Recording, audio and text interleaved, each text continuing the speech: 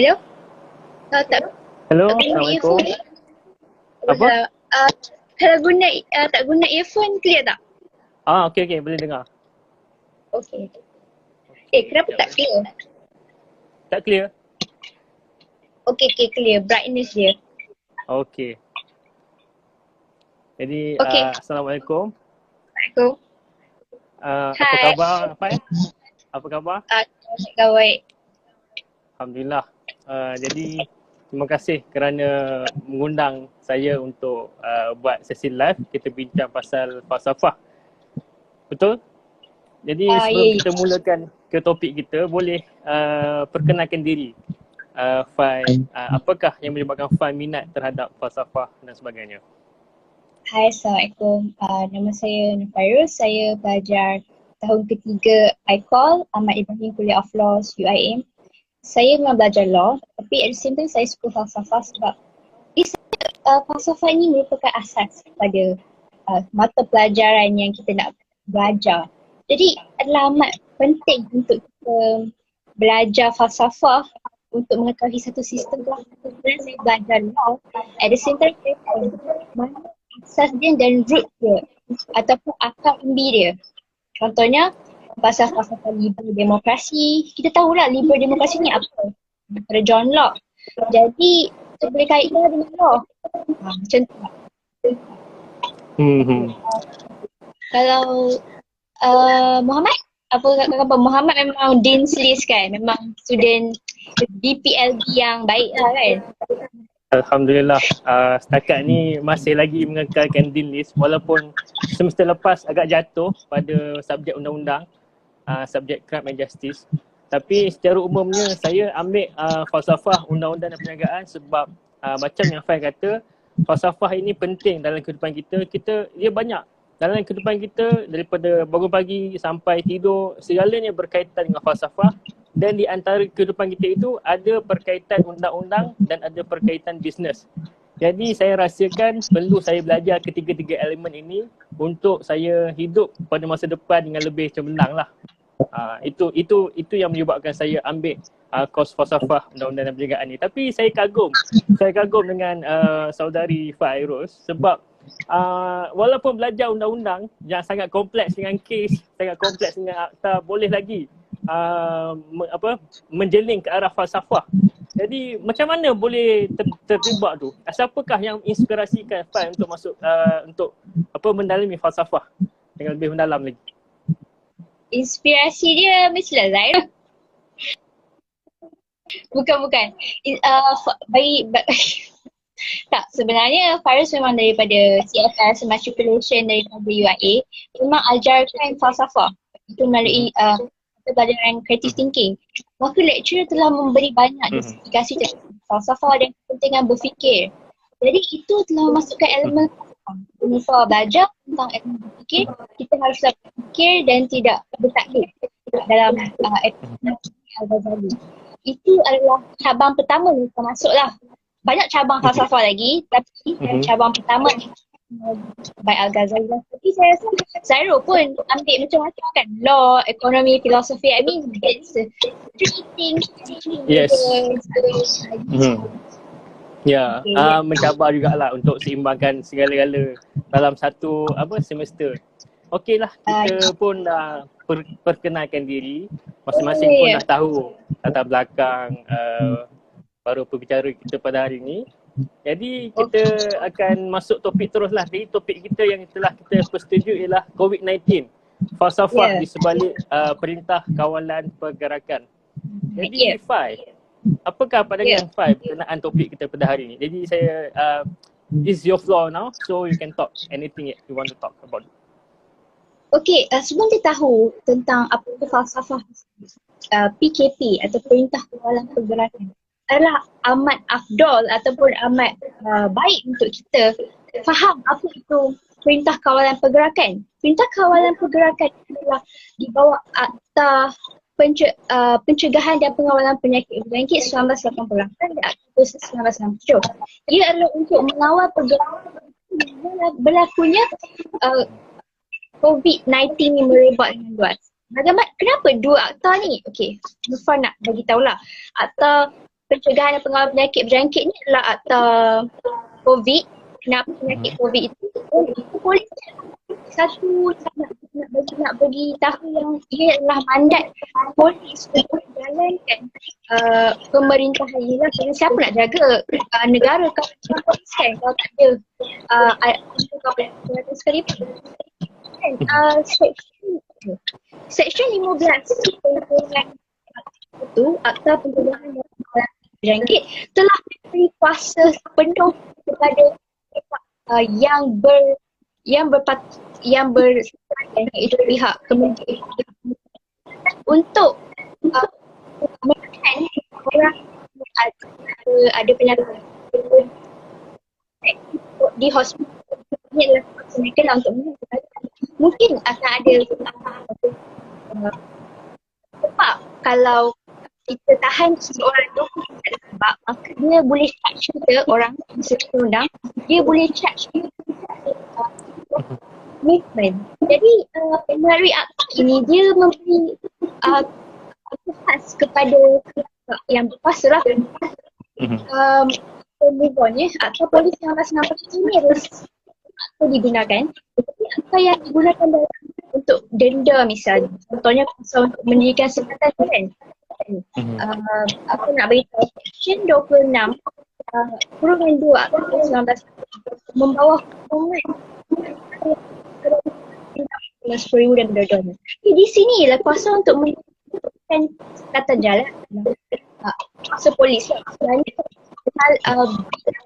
Buat satu sekatan ini, jika orang dianggap breach pergi tempat tu juga, lepas ke dia akan bersalah macam ni. Jadi nak kata yang polis ni kerja lah. So kita tak boleh nak melawan ke apa waktu-waktu. Selain itu kalau Muhammad nak bincang lanjut apa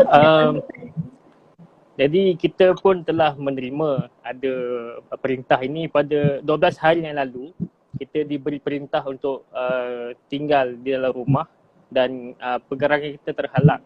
Tapi banyak fail cakap pasal undang-undang, banyak akta, banyak peruntukan undang-undang didedahkan pada hari ini. Tetapi kenapa masih ada lagi segelintir rakyat Malaysia yang masih lagi mengingkari PKP? So ada respon. Bagi saya takkan semua nak ikut kan, mestilah tak mau ikut juga, adalah degilnya. Jadi mereka akan didakwa lah.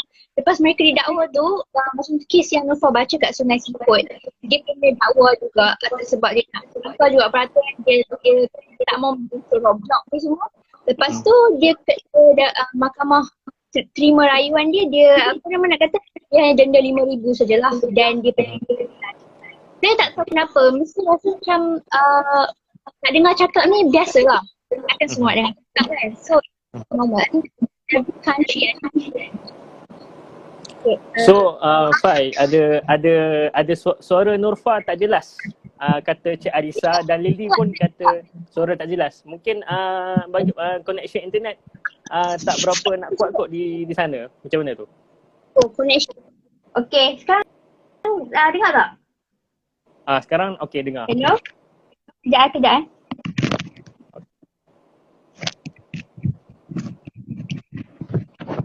Hello? Dengar tak? Okay dengar. Okay, saya nak pakai mic ni. Kemakan mic lah sebab mungkin suara lari. Dah dengar lah. Okay, Lily kata dengar. Okay lah. Okay. Alright, Lily kawan ni Okay. Kawan Mat. Apa pendapat Muhammad tentang orang yang tak mau dengar cakap ni? Orang kata dengan Penang nak dengar cakap. Okey, pada pandangan Muhammad lah, orang-orang yang tak dengar cakap ni sama ada dia tak aware dengan keadaan semasa, yang tu yang pertama.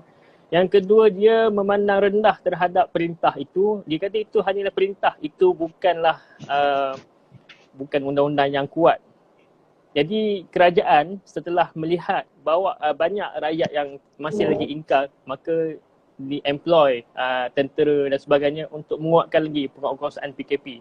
Tetapi secara dasarnya rakyat Malaysia yang gagal mengikuti PKP ini, mereka tidak ada satu pegangan etika yang kuat, di mana etika itulah yang mengawal segala-galanya. Undang-undang etika dan juga akhlak. Kita ada 3. Kalau apa yang saya belajar hari tu masa kelas, saya tak ingat lah. Ada 3 benda yang berkaitan dengan tindakan manusia, di mana tindakan manusia ini boleh dikawal melalui akta ataupun undang-undang, boleh dikawal melalui etika dan boleh dikawal melalui etiket. Ada 3 benda itu. Etiket apa? Etiket itu ialah macam makan ketika formal. Garpu dekat mana? Tangan kanan, itu etiket. Yang kedua undang-undang. Undang-undang. Dan yang ketiga ialah ethics. Ethics inilah yang penting, yang perlu diterapkan kerana tidak ada kuasa yang dapat mengawal etika seseorang kecuali mungkin dengan kuasa agama. Begitu. Undang-undang memerlukan penguatkuasaan dan ada juga undang-undang yang bercanggah dengan etika manusia. Ada undang-undang yang bercanggah. Contohnya mungkin Fai ada tak jumpa undang-undang yang bercanggah dengan etika manusia sepanjang belajar undang-undang di UIA? Ataupun ada undang-undang mungkin dunia ada yang lah. bercanggah? Contohnya human rights kan. Human rights dia orang fikir equality for gender, but dia bercanggah dengan agama, dengan setengah customary law dekat negara. Contoh kat Malaysia memang mengharamkan transgender equality. What is it about? And Fairuz pun macam kadang-kadang tengok apa maksud human rights ni. Dia orang protect the universal right, tapi mereka sendiri transgress universal right by buat benda yang unnatural. It is unnatural for man and woman. Woman is just like not a very polite way to say lah. This is bercanggah lah. Kalau Zairul rasa? Okey, tapi kalau belajar falsafah ni, sedihnya kita kena letakkan agama di tepi. Betul tak Pak? Pai? Ya, tapi Fairuz just bagi tahu dalam konteks Malaysia lah. Itu je. Malaysia. Tapi kalau kita belajar falsafah, kalau kita nak berdebat ataupun kita nak berhujah dengan seseorang yang ada ilmu falsafah, dari segi contohnya hak LGBT, kita tak boleh gunakan dalil agama. Kerana diorang tak percaya. Diorang falsafah ini pokok pangkalnya ialah logik ataupun rasional. Jadi kita perlu gunakan rasional juga untuk melawan. Jadi kadang-kadang rasional ini disalahgunakan. Mungkin hawa nafsu, I don't know.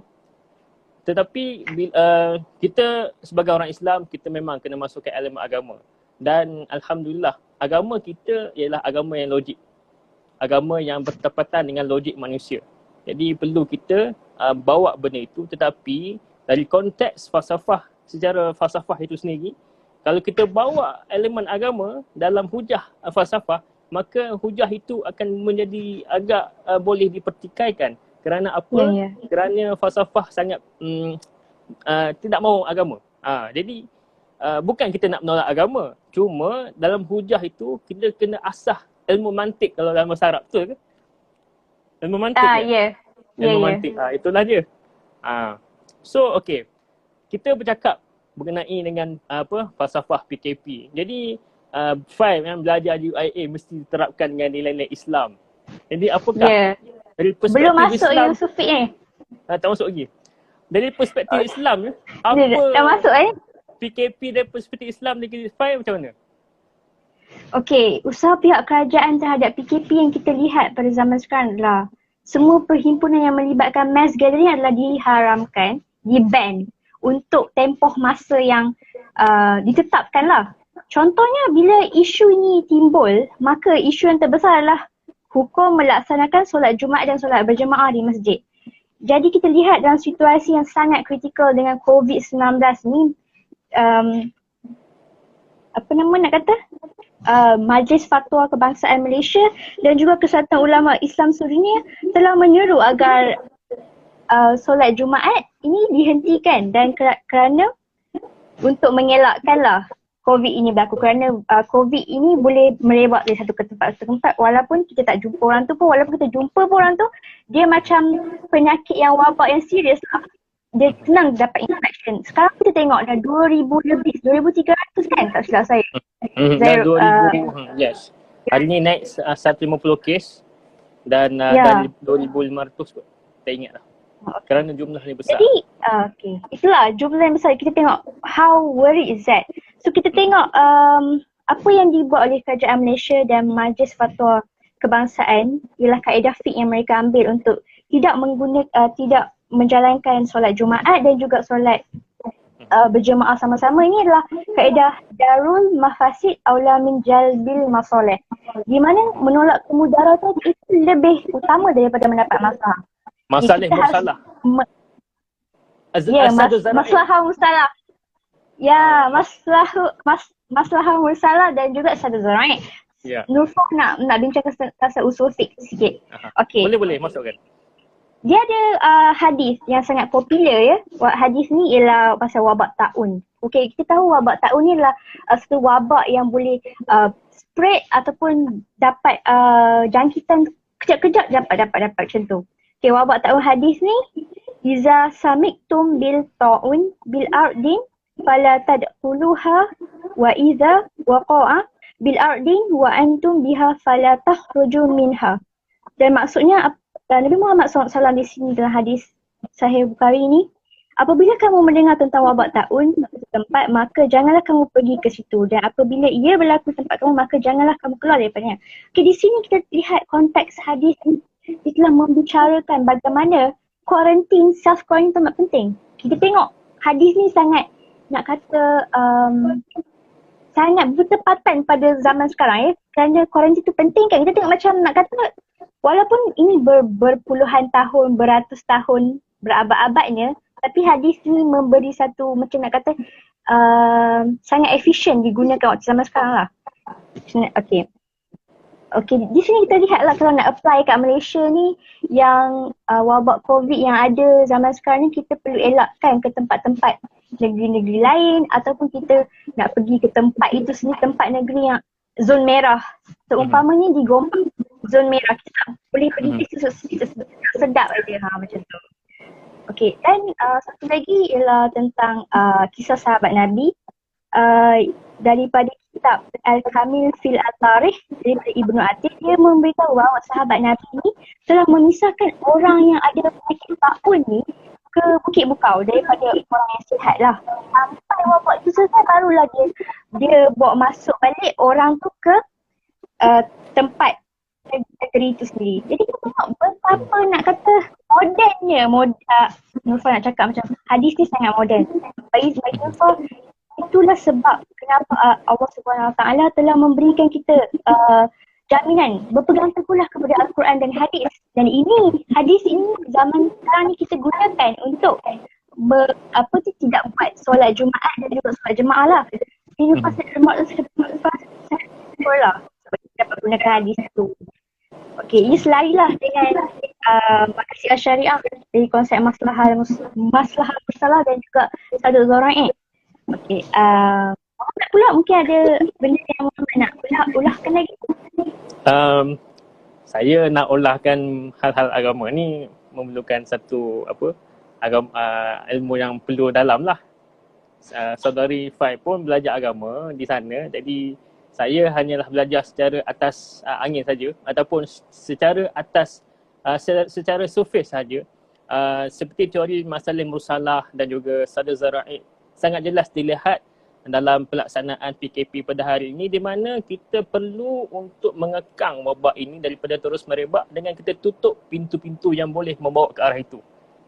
Oleh itulah kita buat kuarantin ini sehingga hari inilah, dan akhirnya dipanjangkan lagi sehingga 14 bulan April ni, kerana ada kekhawatiran di mana gelombang ketiga mungkin akan naik pada pertengahan bulan depan.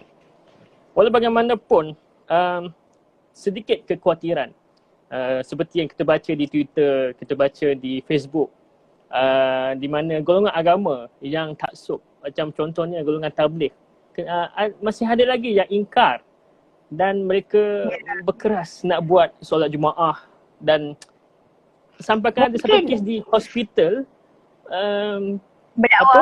berdakwah satu katil, akhirnya kawan tu ada kanser, kena COVID-19 disebabkan oleh tabligh itu. Jadi adakah mereka ni tak ada ilmu mengenai dengan masalah musalah dengan sadar zara'i tu? Apa pandangan Fai mengenai orang-orang agama sendiri yang membuat macam tu? mungkin mereka tak tahu the depth, mereka tak tahu ataupun tak aware tentang usul fiqh, kaedah-kaedah usul fiqh yang digunakan dalam menerbitkan sesuatu ijtihad atau ijma'. Mereka perlu tahulah kalau nak belajar ilmu agama ni kita perlu berguru dengan orang yang betul sehingga ke depth surface tu. Kita tak boleh belajar sekejap je. Sama lah macam contohnya kita belajar Al-Quran. Kita selalu nak belajar Al-Quran, ambil satu ayat, kita kata oh yang ni ayat dia ini dia cakap pasal kebebasan beragama. Contohnya. Jadi kita kena bacalah ayat hingga penuh sampai habis. Itulah macam nak analogi dia, kalau nak belajar sesuatu tu kita kena go to the depth macam tu. Kalau Muhammad rasa apa inisiatif untuk kita stopkan orang tabligh ni daripada nak buat benda tu lagi? Ya, masalahnya masalah ketidakseimbangan dalam menerima agama itu. Orang tabligh ni dia lebih kuat ke arah akidah. Contohnya kita jumpa di Twitter kan, ada satu ustaz tu, jangan takut kepada corona, takutlah kepada Allah Subhanahu Wa Taala. Katanya di dalam Twitter. Kalau Muhammad dengar tu rasa nak menumbuk. Betul tak? Apa benda ni? Ya, sekarang ni apa yang kita lihat, dapat kupas, dapat keluarkan daripada video itu, takut kepada Allah itu dan takut pada corona. Kita boleh cakap dekat dia. So kalau ada harimau kat situ, cakap kat harimau tu, aku takut pada Allah. Itu menunjukkan, betul tak? Betul tak? Ya, betul. Tak bayangkan. So kenapa, itu logik. Jadi diorang ini tidak ada elemen logik dalam agama.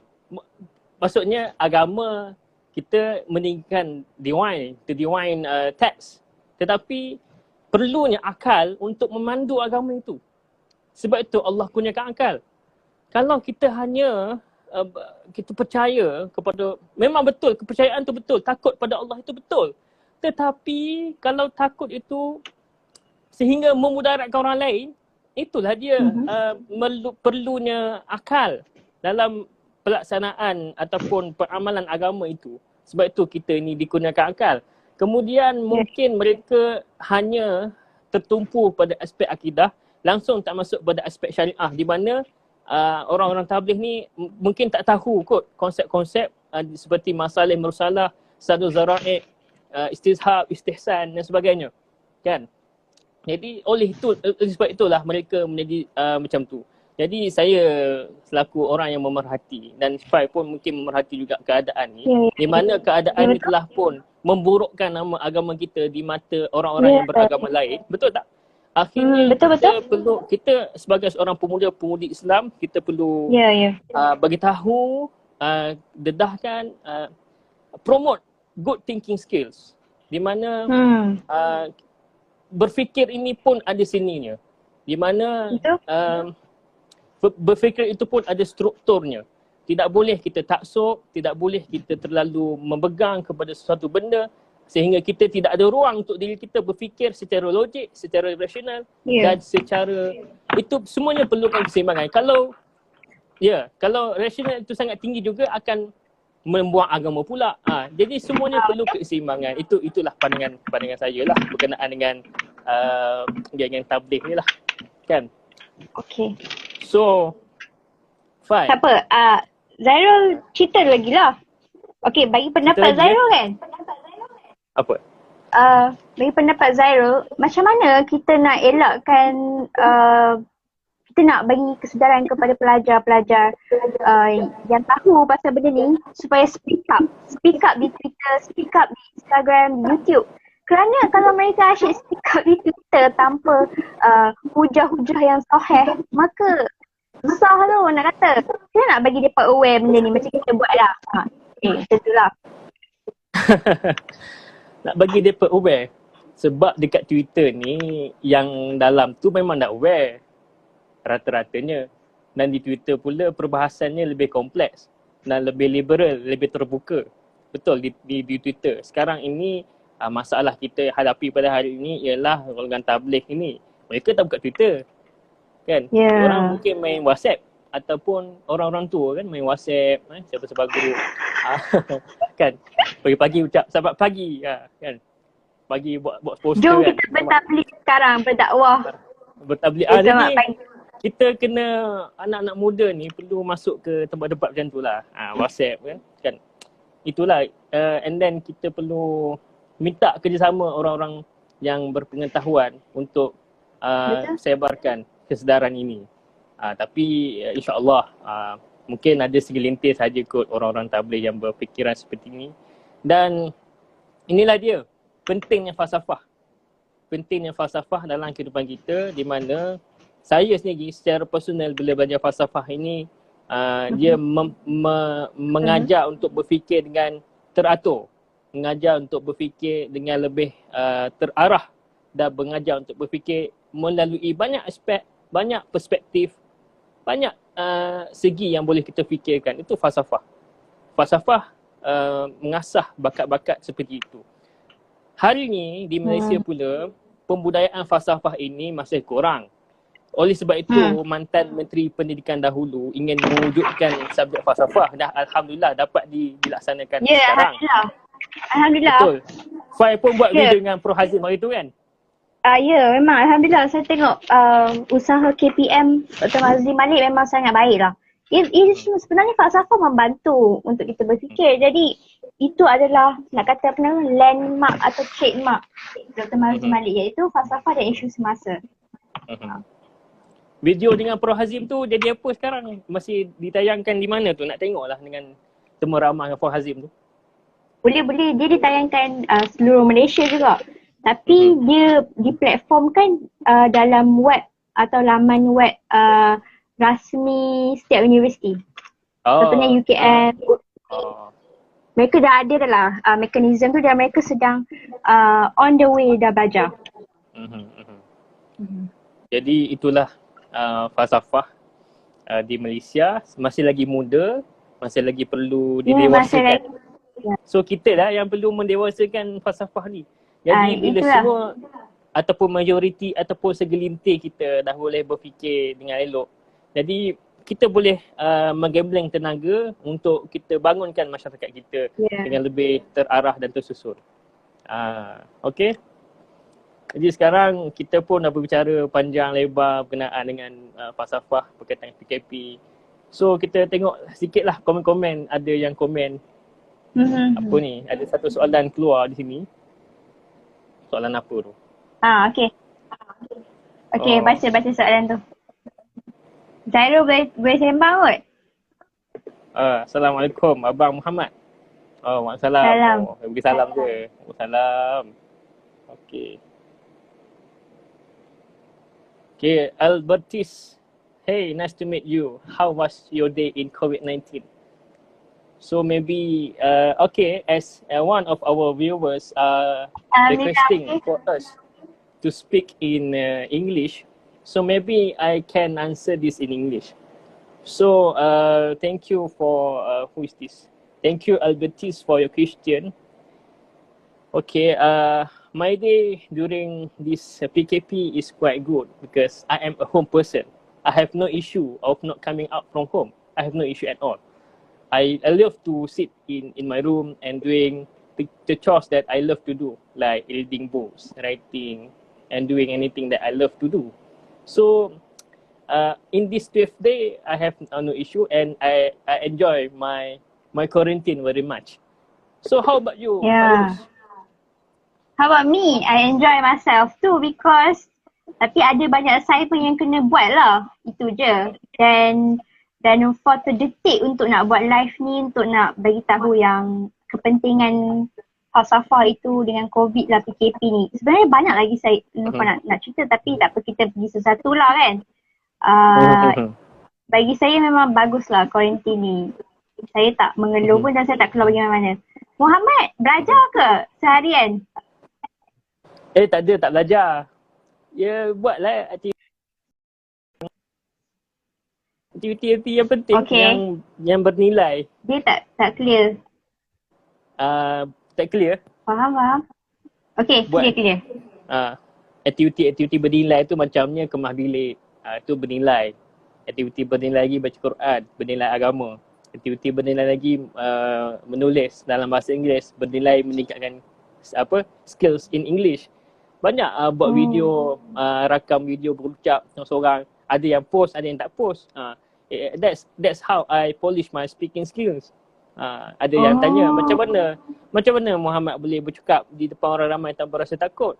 Inilah dia. Masa kecil-kecil dulu, Muhammad suka cakap depan cermin seorang-seorang dalam bilik. Masa kecil-kecil.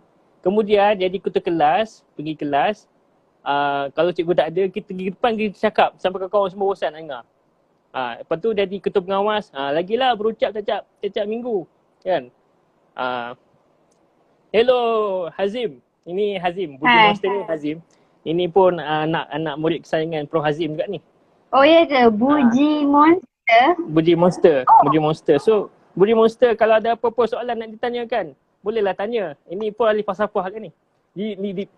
Bolehlah dikatakan ahli falsafah juga. Kan? Jadi sambung cerita lah. Sebab itulah banyaklah aktiviti-aktiviti yang dilaksanakan. Kalau korang tengok graf story kan, graf Zhang-Circle merah, hijau, itu ialah graf kualiti masa. Di mana Muhammad setiap jam Muhammad akan nilai masa Muhammad mengikut indikator yang Muhammad dah tetapkan. Indikator je start pada 0 sampai 4.33. 4.33 tu CGPA paling tinggi lah.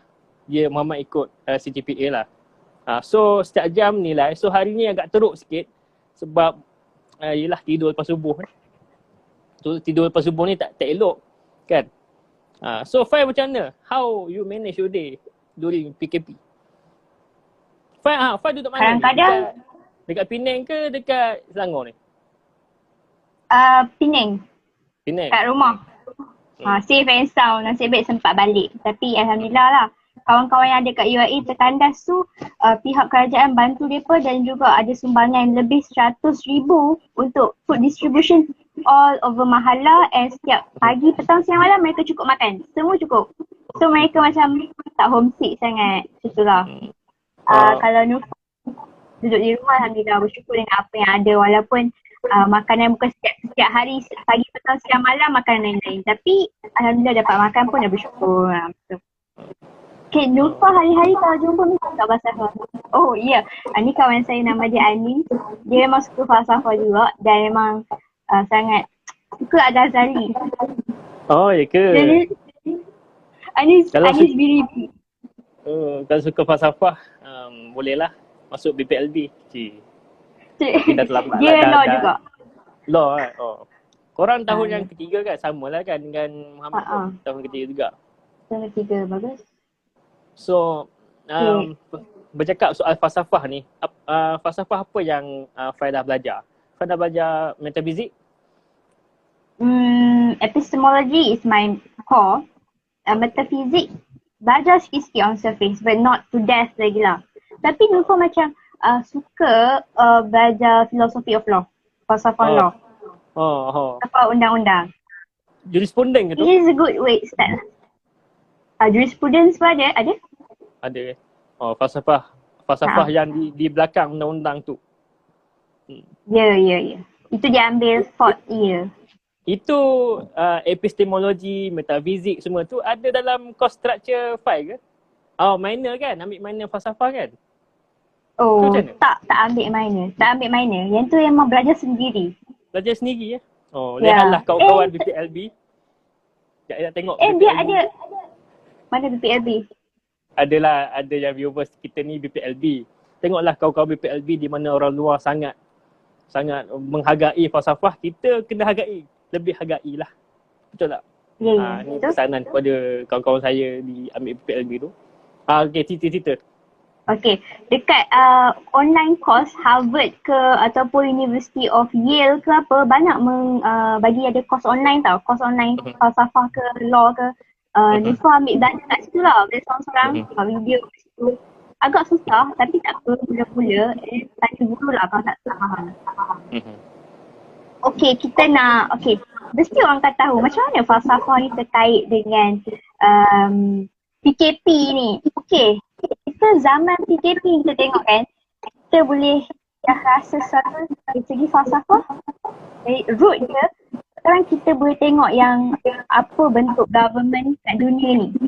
Contohnya dia adanya COVID-19 ni, dia adalah satu sebab strong central government. Maaf kalau tak faham, ini falsafah berat sikit. Kalau strong central government ni maksudnya filosofi ekonomi dan sosial filosofi ni mereka ada contohan. Kalau filosofi ekonomi ni lebih menekankan kepada free market atau neoliberalism. Neoliberalism ni adalah ekonomi openness, iaitu pasaran bebas yang memberi kuasa penuh kepada pihak selain kerajaan. Jadi kerajaan tak ada kuasa penuh. Itu kata neoliberal lah. Jadi kita tengok negara-negara yang mengamalkan neoliberal pada zaman US. Apa nama? Muhammad tahu tak apa maksud neoliberal? Neoliberal ni apa yang Muhammad faham ialah di mana ekonomi itu limited government. No government intervention dalam pergerakan ekonomi. Ya, betul ke? Ya, betul. Jadi ekonomi di mana ada penswastaan ni berlaku banyak pesat dekat luar negara. Contohnya kita tengok negara US. Mereka mengamalkan liberal. Mereka tak ada kuasa penuh kerajaan. Macam kalau kat Malaysia, kita ada kuasa government pegang. Bila government pegang kuasa ni, maka PKP, arahan PKP ke kenapa dapat kuasa, maka government pegang perintah. Kalau negara yang liberal ni, mereka susah nak tentukan siapa nak perintah. Contohnya ada case dekat New York. Yang lupa ingat lah, kat New York tu dia kata arahan kawalan pergerakan ni apa ni? Dia adalah mengganggu cekatan freedom of movement. Jadi mereka tak mau ikut. Jadi kerajaan tak boleh buat apa? Sebab kerajaan tak pegang kuasa yang menyeluruh.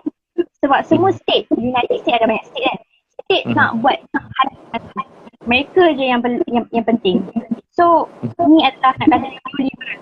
Tengoklah neoliberal tak pernah survive. Tapi kat Malaysia dia survive. Malaysia, China dia survive. Sebab apa? Malaysia dengan China tak ada konsep neoliberal ni. Contohnya kalau kita ambil China lah. Kalau China dia ada konsep totalitarian ataupun mereka ada kerajaan yang kuasa penuh untuk lockdown tu, apa kerajaan nak buat, kerajaan kuasa. Jadi kita lihat di sini untuk compare kan betapa pentingnya government memainkan peranan dalam falsafah PKP ni. Jadi kalau satu kerajaan tu dia tak mengamalkan sesuatu yang macam strong central government di mana contohnya di Malaysia awal semua negeri. Tak ada negeri yang above the law, above the federal constitution. It is Malaysia itself. So Malaysia mengamalkan satu sistem strong government untuk mengawal semua rakyat. Dan ini juga berdasarkan falsafah. Itu yang pertama. Yang kedua, bila kita lihat bila ada COVID-19 ni, juga lihat pasal social inequality. Jurang ekonomi terhadap B40 ni terjejas. Sebenarnya bila kita tengok masalah ekonomi makro, kemiskinan masih wujud. Orang anxiety sampai depresi kan? Bila lelaki yang dapat setiap hari, bukan bulan ni adalah golongan terpopular lah. Sebab itu kerajaan mengeluarkan bila package rangsangan juga untuk membantu orang-orang yang hilang pendapatan. Kita dapat tengok yang secara betul negara yang bebas. Jadi ini adalah penting untuk kita reflect balik. Negara kita masih memerlukan memberikan bantuan kepada orang-orang yang memerlukan. Okey. Dan yang ketiga yang Nurfa rasa ialah nombor 3 adalah pengajaran daripada surah Al-Kahfi ayat 33 dan 43. dia mengisahkan tentang seorang peladang ni. Dia sangat angkuh lah. Dia kata ladang aku banyak kesuburan dan apa pun yang terjadi Tuhan pun tak boleh buat ladang ni hilang ke, buat ladang ni tak subur ke. Dan pada satu hari ladang dia tak subur lah. Ladang dia terus layu. Lepas tu dia sedih. Bila dia sedih, dia rasa macam dia reflect balik. Kenapa dia juga angkuh? Dulu dia kata yang ladang ni akan ada sustainable, sustain forever, akan jadi everlasting, tak akan langsung ladang ni lah. Ladang ni tak akan teruk ke kan. Lepas tu dia dengar pasal benda ni, dia pun rasa sedih. Lepas tu macam mana kita nak apply benda ni ke angkuhan, ke apa yang kita fikir yang sustainable, tidak benda yang sustain. Apa-apa boleh berlaku. Bila kita nak terjadi. Saya akan get prosperity forever apa semua. Tapi ia tergantung pada kan. Itu amat penting. Dan yang biasa kaji dari segi falsafah adalah masyarakat yang saling bergantung pada institusi yang lain. Di sini kan Nufak katakan yang kita ni masyarakat moden, masyarakat primitif, orang asli. Nak compare masyarakat primitif tak memerlukan internet, tak memerlukan JPJ misalnya. Tapi masyarakat kita perlukan JPJ, perlukan macam-macam perkhidmatan awam moden. Jadi kita lihat bahawa masyarakat moden ni sebenarnya lebih memerlukan kerajaan daripada masyarakat primitif. Kerana masyarakat primitif dia menjagalah kemaslahatan tanaman dia sendiri. JPJ ke internet akses ke, tapi kita sebagai seorang masyarakat moden perlukan akses dia. Itulah yang Nufa dapat simpulkan dan belajar research sikit lah kajian Nufa yang tak seberapa ni tentang falsafah PKP ni. Jadi Muhammad boleh berikan pandangan apa Muhammad rasa dari segi falsafah ni? Falsafah. Okey, sebelum kita terus ke soalan yang Fai tu, kita baca soalan Cik Arisa ni. Salah hormat, dari sudut perspektif kalian merasakan virus COVID-19 ini adalah semula jadi ataupun ianya buatan makmal untuk dijadikan senjata? Bagi saya lah, perspektif kalian, COVID-19 ini, virus ini ialah satu fakta yang kita sedang hadapi. Jadi untuk kita berhujah mengenai fakta, maka perlu disokong oleh fakta. Kalau saya bercakap melalui perspektif, itu ialah satu opinion, pendapat, di mana opinion tak semestinya betul dan tak semestinya salah. Okey. Jadi pada perspektif saya, fakta saya tak tahu. Saya memang tak tahu pasal virus ni. Faktanya saya tak tahu. Perspektifnya mungkin virus ini dibuat sengajanya. Sebab ia pelik. Satu dunia kena. Bukan hanya setempat. Bukan hanya China.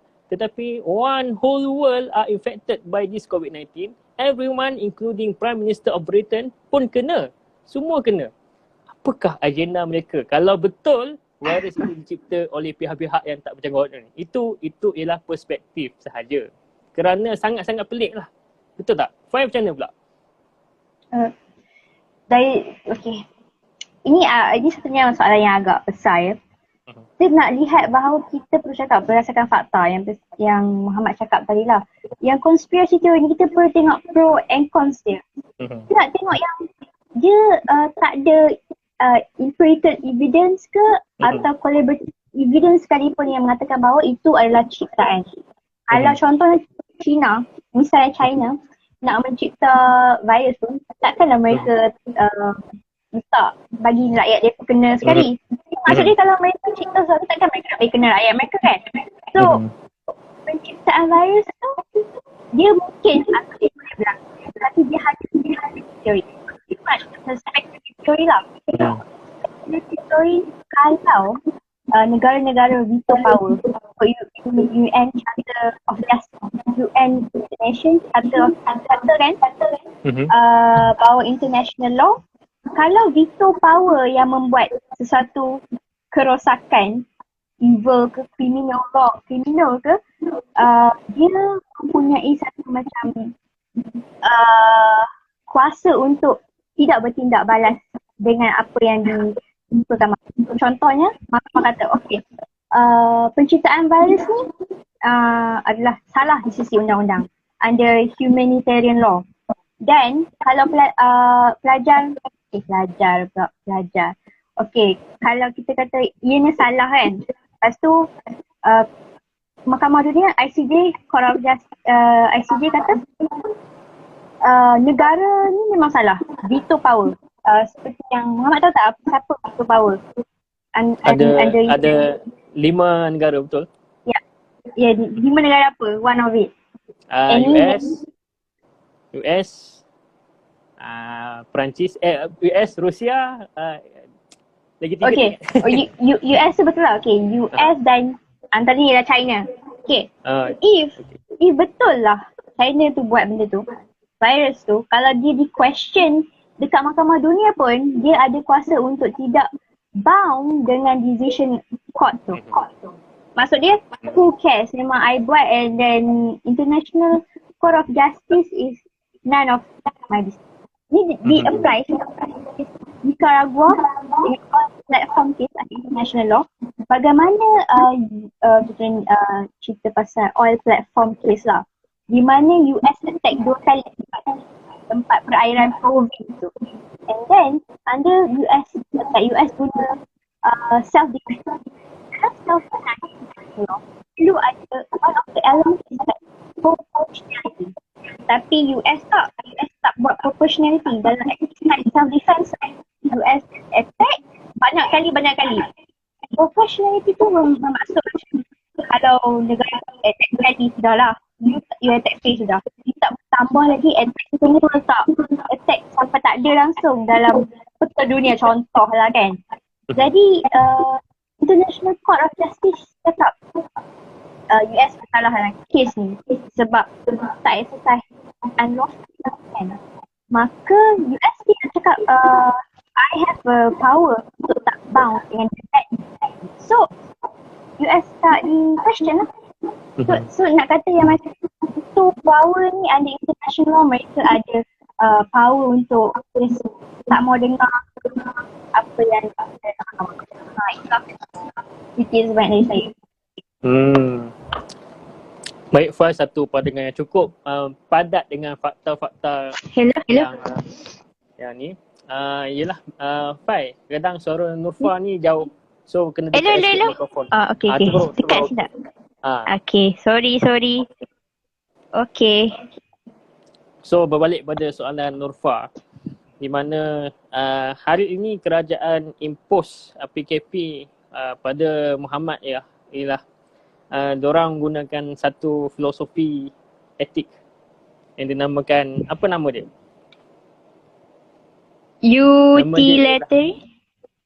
Utilitarianism, di mana untuk menyelamatkan sebanyak mana yang boleh dengan kita kuarantinkan orang-orang ni. So kuarantinkan kita, bila kita dikuarantinkan di rumah kita ini, sebenarnya ia memberikan manfaat yang besar dari segi pandangan ataupun perspektif utilitarianism ini. Dan kemudian dengan adanya macam teknik social distancing, basuh tangan tiap-tiap hari, kemudian jarak 1 meter, itu social distancing lah, and duduk di rumah ini.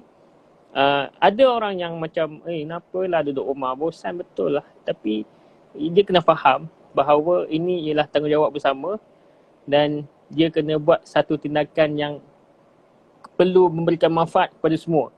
Sebab kita sedang deal with invisible enemy. Virus ni benda yang tak nampak, benda yang sangat seni dan halus. Kemudian kita tak tahu siapa yang ada virus ini. Kita tak tahu pula ada yang ada virus tu tetapi dia tak tunjukkan simptom.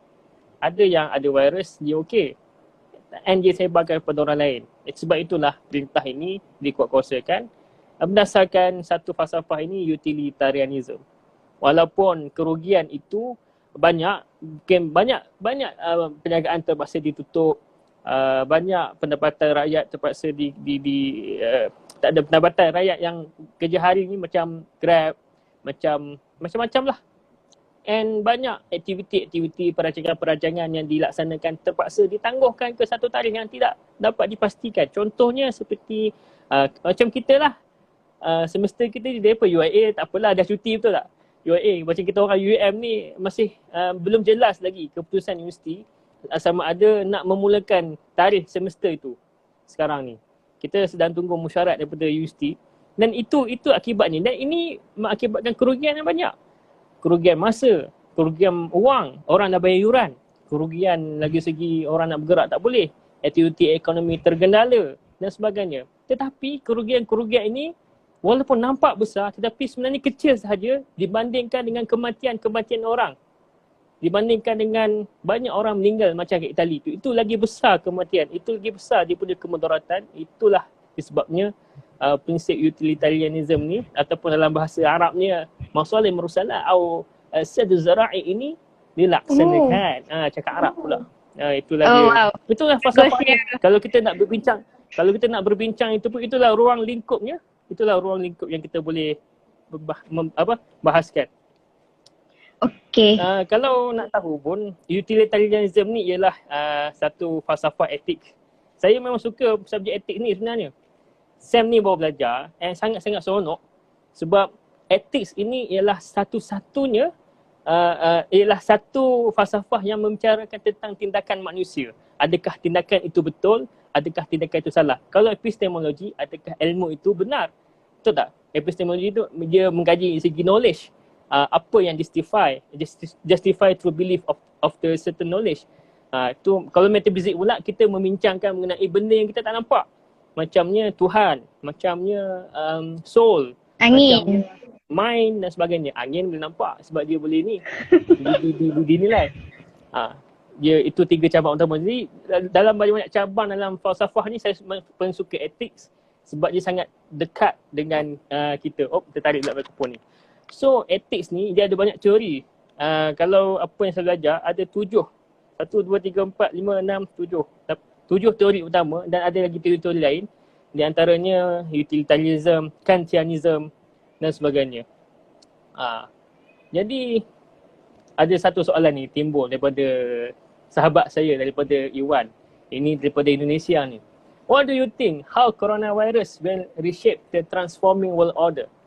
So, in my opinion, we are transforming from working at your workplace into working at home. From learning in your universities to learning from your room. This is a transformation that one day we should rethink back the relevancy of having a university. Betul tak?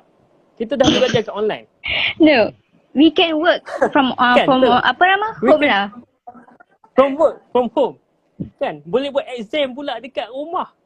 Take home exam. So, maybe one day universiti akan dimansuhkan ataupun tidak-tidaknya tempat tu dimansuhkan, hanya ada online sahaja. Orang hanya belajar di rumah tetapi kekangannya ialah dia tak ada dapatlah personal touch itu di antara pengajar dengan itu dari segi universiti, pengajar dengan mahasiswa, dari segi pengalaman dia. Penting juga universiti itu sebenarnya. Kalau pergi universiti kan banyak program, kita asah bakat kepimpinan kita. Kalau kat bilik ni apa je kita boleh buat, betul tak? Tidur, tengok laptop, itu pun bukan dengar pun kan. Kadang-kadang suara tak dengar. Maybe tapi mungkin benda ni telah mencelikkan banyak minda. Kalau korang tengok dekat LinkedIn, di mana orang-orang yang bekerja membahaskan tentang banyak rupanya kos yang kita boleh potong. Kos pergi meeting contohnya. Kos macam-macam kos yang kita boleh potong. Ini akan reshape new world order ni, transforming world order ni. Dia akan membentuk semula dari segi pelbagai aspek. Dalam aspek pekerjaan, sekarang ni meeting dah tak payah keluar. So saya rasa lepas habis kes COVID-19 ni, meeting akan terus macam ni. Sebabnya lebih cost efektif. tidak melibatkan kos pergerakan dan sebagainya. Sangat-sangat penting lah. Ini akan menyedarkan banyak pihak. Mungkin ada hikmahnya. Yang kedua hikmahnya ialah saya ada baca tadi bumi semakin bersih sebabnya kereta dah kurang dia jalan. Saya ada baca tadi ozone layer is repairing itself because of low emission of carbon dioxide sebab kita dah tak keluar rumah kan. So maybe the presence of coronavirus is a signal from Earth to slow down our activities so that she as Earth tu, bumi tu boleh recover daripada kesakitan-kesakitan yang kita dah buat dekat dia. Betul tak, Fai? Ya, betul. Saya sangat setuju dengan pendapat Muhammad. Memang betul lah. We should rethink back online classes, online activity semua buat kat rumah. Daripada duduk pergi kat universiti terus kan. We should rethink. We have to make a rethink lah. So Syahami Fikri kata TikTok user increasing. Betul lah tu. Sebabnya yelah duduk kat rumah ni kalau kita tak berbicara macam ni bosan juga duduk rumah menghadap buku. Dia tak ada communication. Lagi orang-orang yang duduk seorang-seorang kat universiti tu macam dalam bilik kan. So dia mulalah dia nak mencari ruang ekspresi. Kalau kita tengok sejarah pun kenapa ada seni tarian?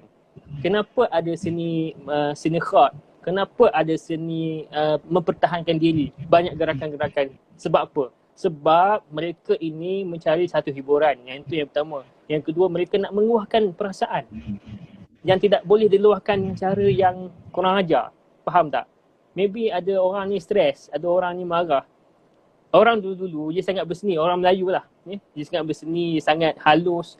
Dia tak marah, dia pergi buat pantun. Dia marah and dia pergi bersilat, dia pergi menari.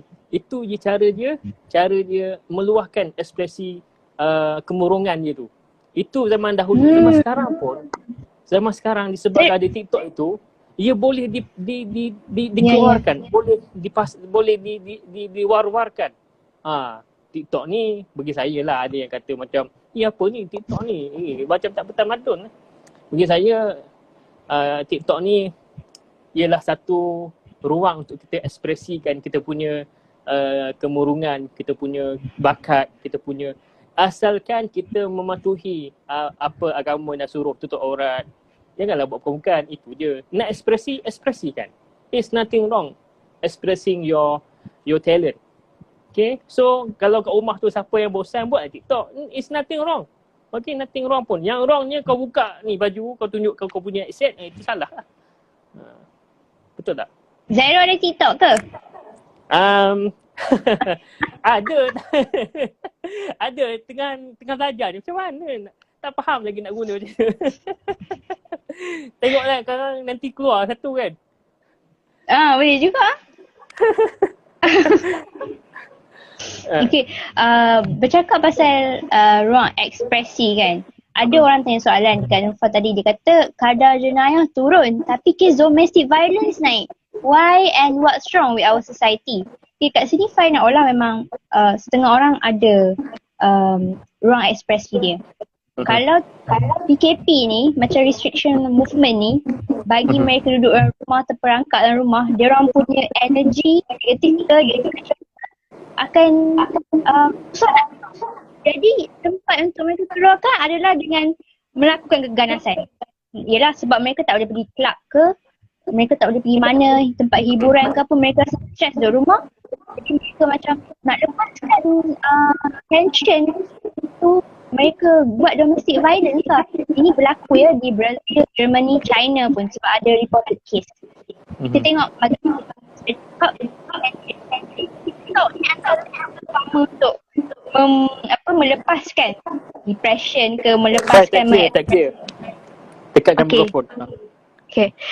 Melepaskan ekspresi depression mereka. Setengah orang macam bagi mereka TikTok lepas mereka buat funny. Assalamualaikum. Tadi live sesi pertama tadi terhenti kerana telah cukup 1 jam bersiaran secara langsung. Jadi biasalah Instagram dia ada polisi dia 1 jam je yang boleh buat ni. So saya tunggu sahabat saya untuk masuk balik.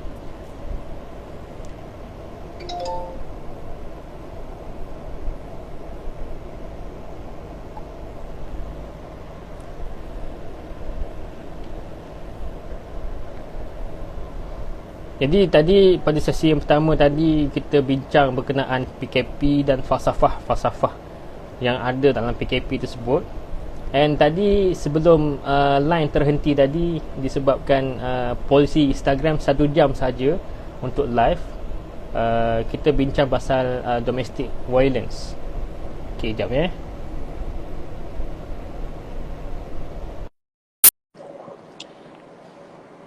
So dah 1 jam. Oh, okey. Maksudnya okey. Okey. Kat mana yang tadi Nufa cakap? Nak cakap Domestic macam domestic violence ni akan berlaku lah. Sebab tu berlaku benda ni sebab mereka tak ada ruang ekspresi. Mereka terperangkap dekat satu rumah. Jadi bila cakap pasal ruang ekspresi tu, pasal TikTok tu rasanya untuk mereka luahkan perasaan tu okey lah. Kalau buat keganasan tak okey. Yang tu je lah yang Nufa nak cakap kan. P. Muhammad, macam mana domestic violence kenapa jadi macam tu? Domestic violence ni itulah mungkin disebabkan maybe domestic violence ni dilakukan oleh ketua keluarga kan, bapa kan, maybe abang. Mungkin disebabkan tekanan pekerjaan, dia mungkin kerja hari, duit tak ada, stres. Kemudian duduk rumah pun sepah dengan anak-anak bising, stres lagi. Itu yang jadi domestic violence. Ya betul. Itu mungkin pemangkin kepada meningkatnya domestic violence dalam kalangan orang-orang kita sekarang. Yang kedua mungkin sifat dia. Mungkin sebelum PKP pun mungkin domestic violence dia memang dah mengamalkan amalan domestic violence ni. Itu memang salah dia lah. Tetapi orang-orang yang baru buat ni, sebelum ni tak pernah buat, sekarang ni buat, mungkin disebabkan oleh stres, mungkin disebabkan oleh dia tidak ada ruang ekspresi yang cukup, dan mungkin dia tak pandai nak ekspresikan diri dia. Banyak je cara ekspresikan. Adik isteri tu pergilah luahkan perasaan kat dia, kan? Ataupun betul tak? Kongsikan dengan isteri ni, ada dah kahwin takut nak kongsi dengan isteri, kan? Kongsi dengan kawan dekat kedai kopi kan. Apa guna isteri tu? Kan? Isteri tu tugasnya mendengar segala masalah suami lah, kan? Ni suami ni pula takut, yelah mungkin isteri akan mempelekehkan dia, kan? Mengejek dia. Isteri pun macam tu pula, kan? Tu lagi kena tumbuk tu. Oh ya. Itu pun mungkin pemangkin juga kan. So sekarang ni suami isteri di rumah kena saling faham memahami, kan? Dah jadi bicara jodoh pula ya. So suami isteri kena faham-faham lah, kan? Janganlah dah masing-masing stres di rumah, buatlah aktiviti, main nyorok ke apa ke. Banyak aktiviti boleh buat kan. Oh setidaknya kalau kita ni bujang, domestic violence mungkin dengan adik kita bully dia dan sebagainya, kita ada Tuhan. Malam-malam semayang tahajud, luah segala masalah kita. Kita doakan negara kita, kita doakan pemimpin kita sihat, kan? PM kita Tan Sri Muhyiddin ni cancer survivor. Risau juga seandainya dia collapse nanti. Dah lah politik kita tak stabil dengan kerusi yang yang boleh dispekulasi. Kita takut dengan keadaan macam ni, politik tak stabil, akhirnya habis. Betul tak? So ruang ekspresi tu banyak saja, ruang ekspresi melukis ke, so itulah dia perlukan, you have to create your own expression. Create your own expression way. Mesti berlandaskan undang-undang dan undang-undang agama. Itulah dia. Okey, ada soalan ni. Ada orang cakap ni, patutlah time PKP ni rasa nak tumbuk orang je. Yelah, betul lah tu. Sebab duduk rumah ni terperap, tak tengok dia. Memang sakit kepala. Betul, memang sakit kepala. Tak dapat deny benda tu. Sebab tu kita sekarang ni, we are blessed with this such of technology. So use it wisely. Kan?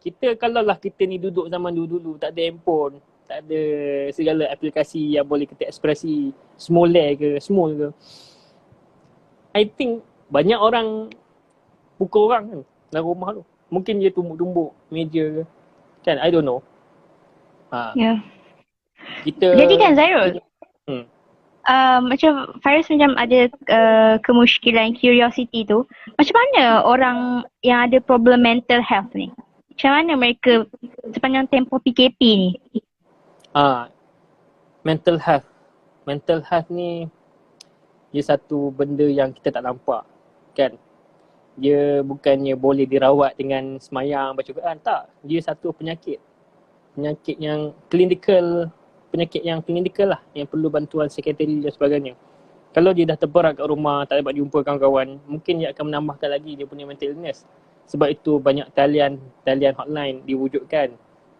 Contohnya pihak universiti masing-masing ada hotline untuk orang-orang yang ada masalah mental ni untuk call, luahkan perasaan. Sebab mereka memerlukan orang untuk didengari. Betul tak? So bagi saya tak tahu macam mana nak bantu mental illness ni. Kan? Itu kena tanya orang yang pakar. Sebab kita dah confine dalam satu bilik, lagi dia akan menambahkan lagi dia punya overthinkingnya, menambahkan lagi dia punya menangisnya, menambahkan lagi dia punya kejap-kejap menangis, kejap fikir bukan. Kita tak tahu orang sakit mental macam mana yang ada depression ni. Betul tak? Kejap dia gembira, dia boleh menangis. Kan? Dia jiwanya kosong. Bukan sebab dia tak baca Quran dan sebagainya.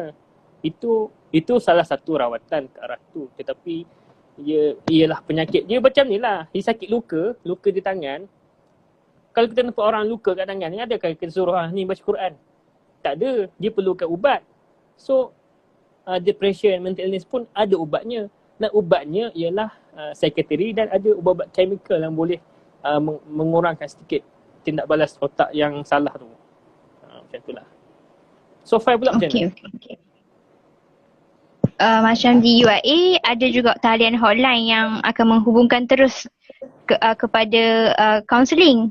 Jadi saya harap dengan platform tu, orang yang ada severe mental illness ni ataupun depression, duduk seorang-seorang, tambah-tambah yang tak dapat balik rumah tu, diorang tersekat dekat mahalah, kat asrama diorang, satu bilik seorang-seorang, maka UIM pihak kaunseling telah membuat macam satu platform Skype untuk berhubung dengan diorang. Session tu akan ada lah, session berapa ke berapa, tapi itu adalah inisiatif pihak UIM lah. Kalau UIM macam mana? Ada tak? UIM pun macam tu juga, ada inisiatif tu. Itu yang saya cerita tadi tu ialah inisiatif pihak UIM, pihak kaunseling, ada talian-talian yang tertentu untuk berbicara. Ada pegawai-pegawai yang in charge dengan orang-orang yang ada masalah di universiti. Ya, okey. Jadi apa penutup konklusinya, Muhammad? Konklusinya tadi, daripada awal tadi kita membuka bicara, kita memperkenalkan diri. Sebab apa minat falsafah, kenapa saya ambil BPLB, kenapa Fai LLB ambil falsafah pula. So kita dah banyak bercakap pasal tu, kemudian kita berbicara mengenai PKP, Perintah Kawalan Pergerakan yang dilaksanakan oleh kerajaan. Apakah falsafah di sebaliknya? Banyak kita kupas. Akhirnya kita masuk sikit masalah domestic violence. Kita masuk sedikit ruang ekspresi. Kita masuk sedikit politik punya sistem, falsafah politik, di mana di US diorang mengamalkan neoliberalisme. Di sini kita ada mixed government, di mana campur tangan government itu sangat penting untuk kawal. Kalau kat US tak boleh kan. So kesimpulan daripada perbincangan kita pada hari ini ialah kita perlu dedahkan diri kita dengan banyak lagi info semasa. Yang itu yang pertama. Yang kedua, kita perlu faham dan mengerti falsafah ini.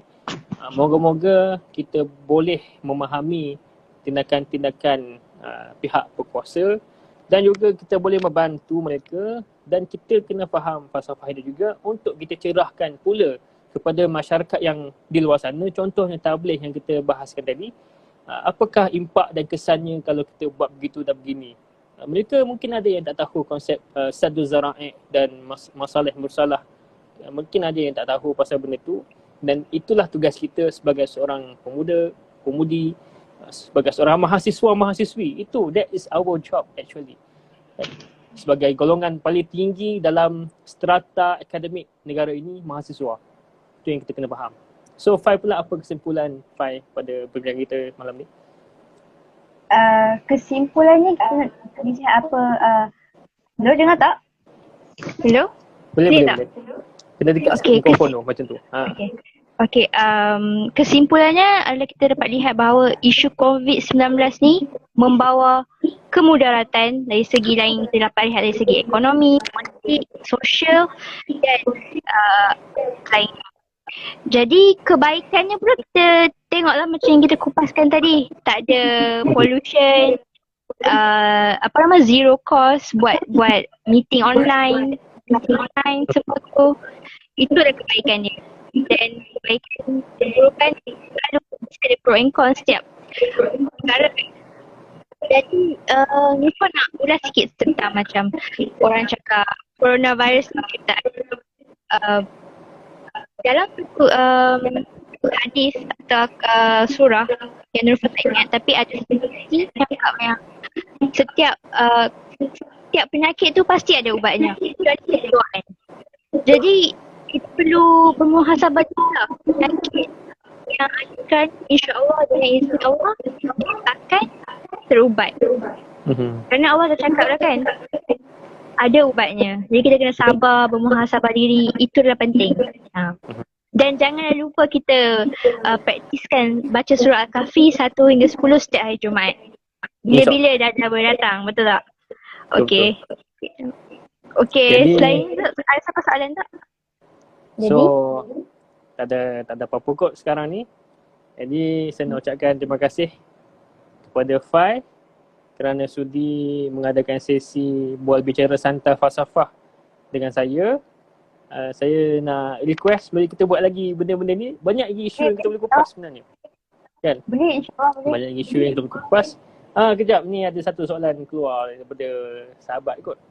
Boleh baca Fai? Okey, kejap mana. Kalau Cik Fai nak tanya apa hukum jika waktu sekarang kan solat berjemaah dan solat di masjid jarang. Kalau ada yang ingkar tetap juga nak solat berjemaah di masjid walaupun mereka ikut S. Kalau ada yang ingkar tetap juga nak solat berjemaah. Mereka akan didakwa di bawah akta yang disediakan lah. Okay. Kerana mereka telah transgress undang-undang itu PKP. Kan kita dah keluar fatwa yang kata penangguhan solat Jumaat semua tu perlu ada. Dan akta PKP ni telah dikuatkuasakan di bawah akta polis dan juga akta kawalan penyakit berjangkit. Maka akta ini berkuasa di Malaysia sekarang. Jadi jika mereka transgress, nak juga solat, nak juga berdakwah, mass gathering, ia adalah salah di sisi akta itu tersebut. Maka orang itu akan didakwa lah. Okay. Mungkin Muhammad boleh nak tambahkan sikit? Sahabat Widi Farus ni tanya, apakah hukum jika waktu sekarang solat Jumaat di masjid? Hukumnya wallahualam lah. Tapi kalau kita tengok konsep solat zara'i, haram lah. Kita dah melanggar solat zara'i itu sendiri. Konsep solat zara'i itu untuk mencegah kemudaratan tu. Kita betul solat Jumaat tu, betul tak? Solat Jumaat tu baik digalakkan, tetapi dalam keadaan sekarang ni darurat, kita patuh pada pemerintah. Mufti pun dah keluarkan fatwa. Jadi kalau kita buat juga, itu dah berdosa lah. Bukan haram lah, berdosa lah. Kita dah langgar solat zara'i tu. Wallahualam bissawab.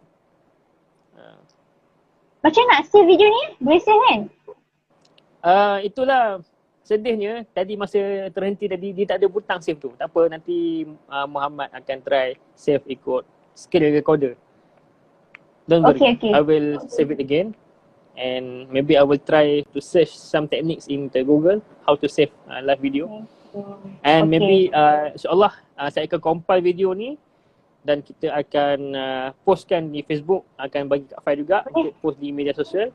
Kita sabar-sabarkan mesej kita bincang hari ini. Ya, betul. Jadi terima kasih Fai untuk join live video pada hari ini. Wal bicara. Okay, terima kasih juga Muhammad. Ya, sama-sama. Jadi kita tamatkan dengan tasbih kafarah nasra wal asr. Subhanallah. Asyhadu an la ilaha illa anta astaghfiruka wal asqil insana ilal ladzina amanu wa amilus solihat wa tawassaw bil haqq wa tawassaw bis sabr. Jadi sekian saja Fai. Okey. Korang ada nak tanya soalan lagi tak? Tak ada dah. Okey. Terima kasih sebab tonton video ni. InsyaAllah dia bermanfaat kepada semua. Jangan Okey, lupa sama-sama. ikut YouTube dengan Facebook Nurfa Failasuf. Okey. Okay. Assalamualaikum. Waalaikumsalam warahmatullahi wabarakatuh. Okay.